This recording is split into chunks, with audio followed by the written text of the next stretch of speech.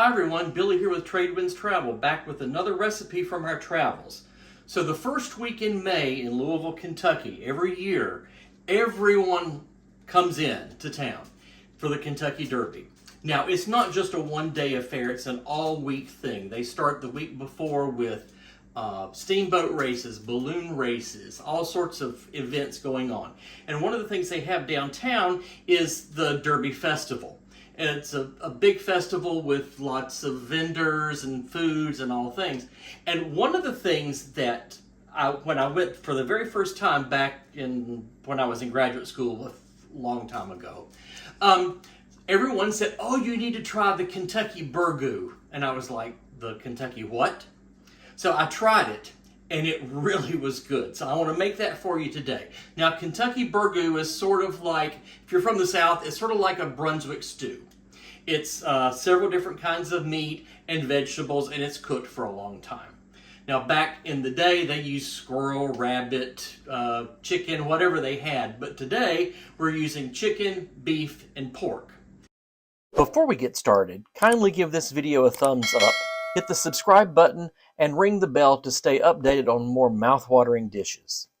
To make Kentucky Burgoo, you will need vegetable oil, 3 pounds of pork butt cut into cubes, 3 pounds of beef cut into cubes, 4 boneless, skinless chicken thighs, 1 bell pepper chopped, any color is fine, 1 large onion chopped, 2 carrots peeled and chopped, 2 celery ribs chopped, 6 cloves of garlic minced, 1 quart of chicken stock, 1 quart of beef stock, 28-ounce can of crushed tomatoes, 2 russet potatoes peeled and cubed, 1 pound of frozen corn, 1 pound of frozen lima beans, 4 tablespoons of Worcestershire sauce, cayenne pepper and red pepper flakes to taste, and salt and pepper to taste. So the first thing we want to do is we need to brown the meat. So I've got 4 chicken thighs, fillets here. You need to make sure that you salt and pepper both sides of it. Now this is going to be a spicy dish, so you can go maybe a little more heavy on the pepper, or you can go light, depending on what you like. We're going to be adding some hot stuff later on, but I like hot food, so I'm going to add all the pepper I can. So more salt and pepper.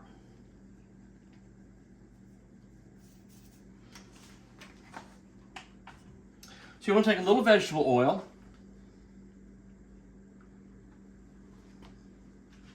let that get hot.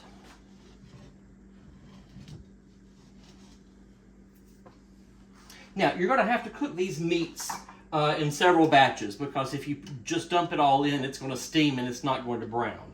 And we love brown food.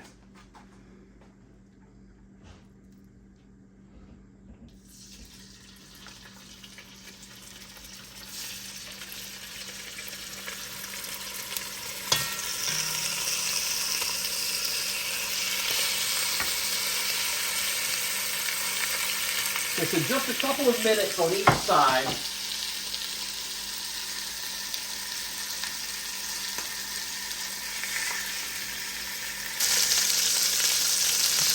All right, you can see the chicken starting to get a little color to it. That's all we want to do. We're not trying to cook it all the way through. That's good.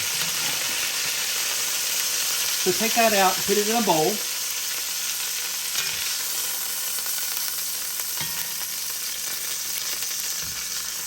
We will be adding all of that goodness back in. Now check and see, yeah, we might need a little more oil.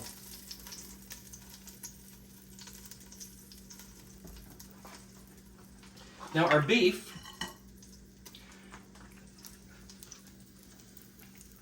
salt and pepper.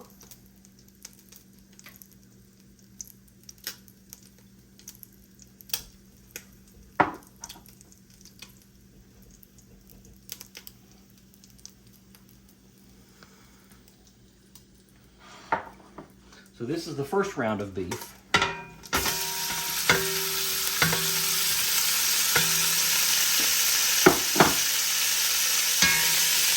You want to make sure you spread it out really good.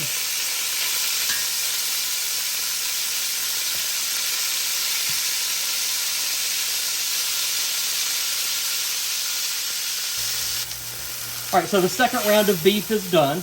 Now this beef I'm using, this is just like stew meat. So you could use any kind you wanted to, but this will cook up really well and fall apart, which is what you want it to do.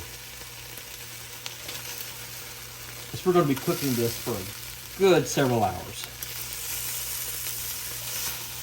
And look at all that stuff in the bottom of the pan. That's going to be what tastes good. Add a little more oil. Now we'll add our pork. Now this is pork butt. Of course we need to salt and liberally pepper. So this is pork butt that's been cut into cubes.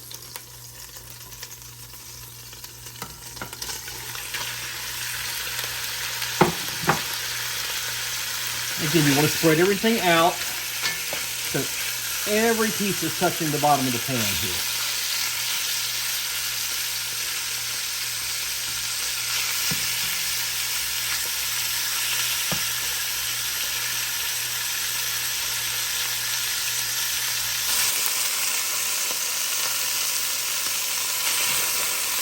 All right, so the pork has got some good brownage going on.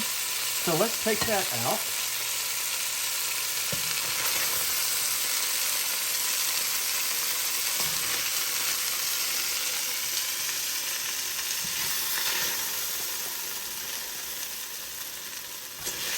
This is not a vegetarian meal.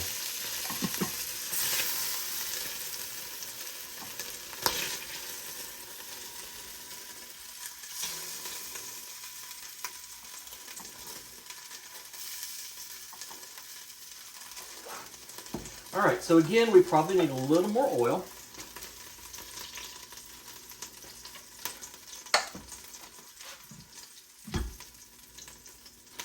So, we have one onion that's been chopped up, 2 carrots, a bell pepper. I'm using red. You can use whichever color you like. And 2 stalks of celery.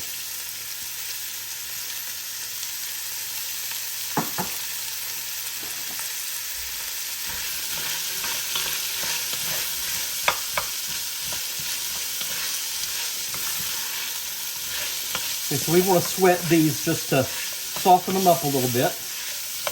Of course, you need to add, you should season every layer as you go.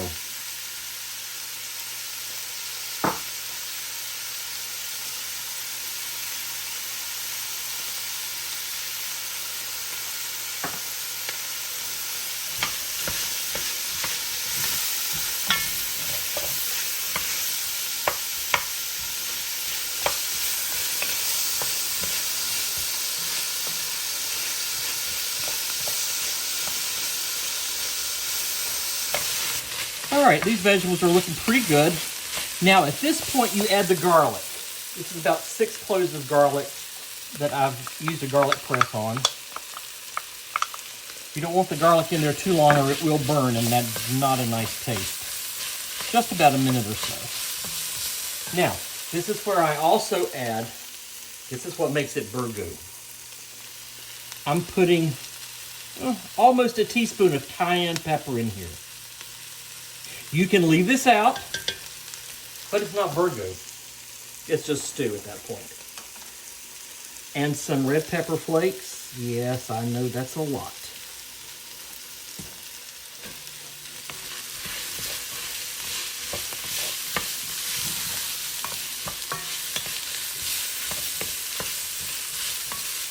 Oh, that smells really good. All right, so now we start adding our liquids. So you want a can of crushed tomatoes. This is a 28-ounce can.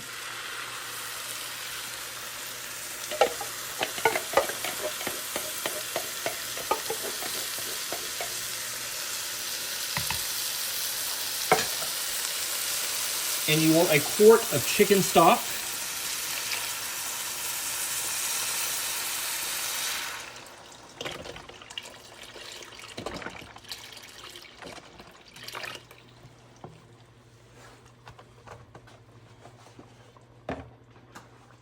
And a quart of beef stock.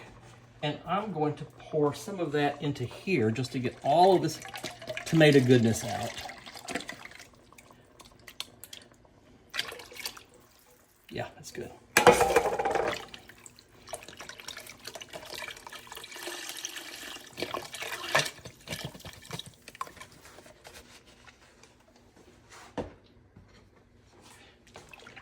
Get this stirred up. Scrape the bottom to get up all of that good brown stuff.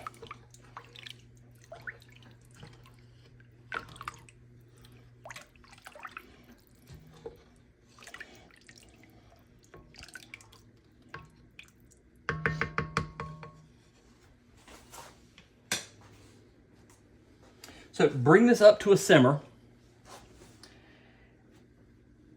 And when it comes up to that, we add the meat back into it. Okay, so it's coming up, it's almost to a boil. Now I want to taste test just for the seasoning to see.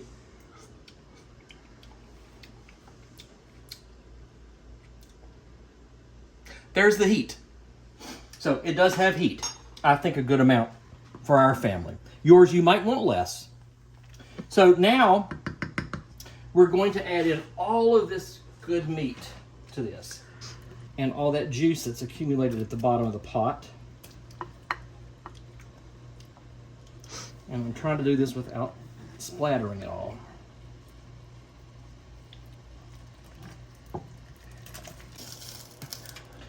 All right, I wasn't very successful doing that. If you have any pointers on how to do this, leave it in the comments below. I'd love to know.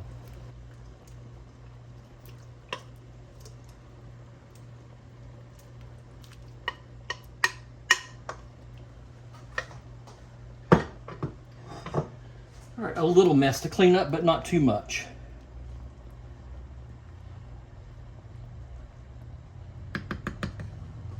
So bring that up to a simmer, and then we'll cover it. Turn the heat down a little bit, and we'll let that cook for about 2 hours. And you need to check it every now and then and stir it just to make sure nothing's sticking. So we'll be back in a couple of hours to check on it. Okay, so it's been a couple of hours. So if you come over and look, you'll see most of the meat has already started to fall apart, but you might want to go in and find any big chunks and just push it up against the side of the pan there and to help break it up even more so.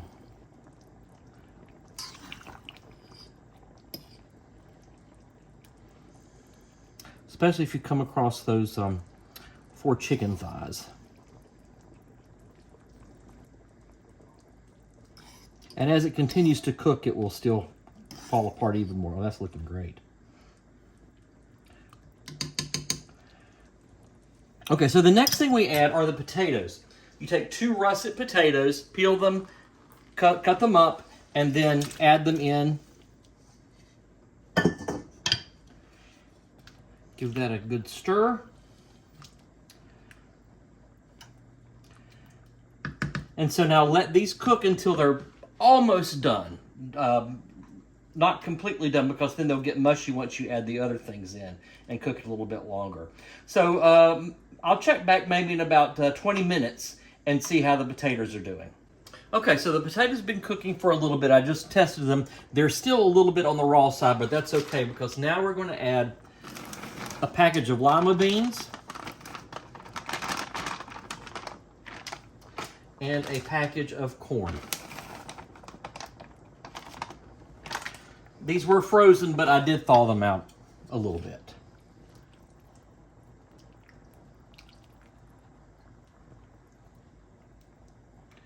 Get all that stirred up. Oh, look at that meat, how it's doing. That's great. Now, the last ingredient to add is a 1/4 cup of Worcestershire sauce.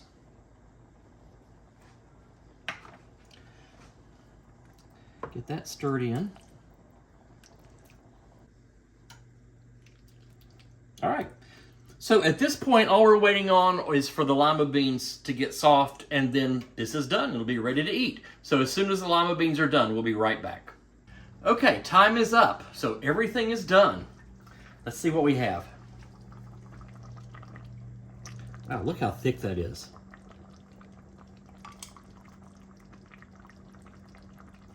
A little more of that in there, just like that.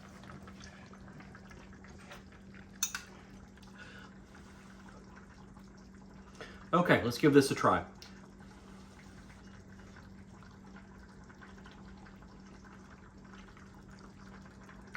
Oh wow, that is really good.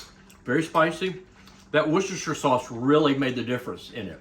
I can really taste I don't really taste the sauce, but it has done something to it.